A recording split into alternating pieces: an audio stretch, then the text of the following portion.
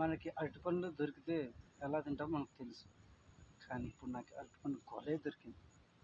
దీన్ని ఇప్పుడు నేను ఎలా తినాలి కామెంట్ చేయండి. నాకైతే వీటిని జ్యూస్ చేసుకొని పాలు, బాదం పప్పులు ఏవా మిక్స్ చేసుకొని తాగితే ఉంటుంది కథ వేరే. కానీ చాలా బాగున్నాయి పండ్లు. మొత్తం గొర్రె మొత్తం ఆగింది ఇక. కానీ ఏం చేస్తాం, నాకు తినే అదృష్టం లేదు వీటిని మొత్తానికి.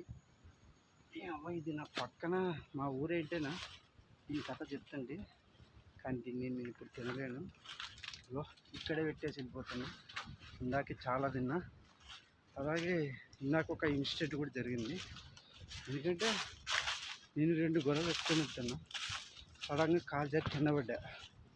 అప్పుడు అర్థమైంది నాకు, ఏంట్రా అమ్మ ఇంత పని ఇంత కష్టపడతాను, ఎందువల్ల ఇంత ఇప్పుడు వచ్చిన ఈ కష్టానికే ఇప్పుడు మళ్ళీ నేను వెనక్కి పోతే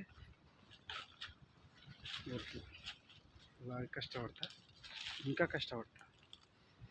ఎందుకంటే మా అమ్మ నాయన నా కోసం ఎంత కష్టపడుతున్నారో నాకు అర్థమవుతుంది. నేను వాళ్ళకి ఈ సిచ్యువేషన్లో నేను ఇప్పుడు కూడా కష్టపడకపోతే ఈ జీవితానికి అర్థం.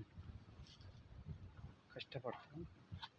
ఎప్పుడైనా కానీ ఏమి జరిగినా కానీ మన తల్లిదండ్రుల సిచ్యువేషన్ ఆలోచించుకొని పని చేయండి. సోమరిపోతనంగా ఇంటికాడ ఉండకండి, ముందుకెళ్ళిపోండి. మీకు తోచినంతసేపు పని చేయండి. ఎన్ని రోజులు పని చేస్తారో పని చేయండి, కానీ ఖాళీ మాత్రం ఉండదండి. మంచిగా ముందుకెళ్ళండి.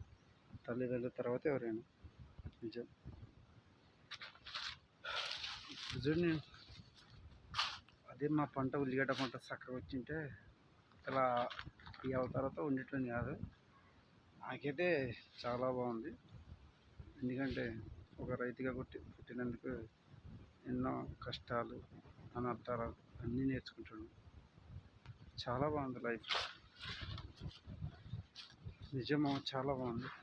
ఏదైనా కష్టపడితే మనం ముందుకెళ్తాం. కాన్ఫిడెంట్ కోల్పోవద్దు.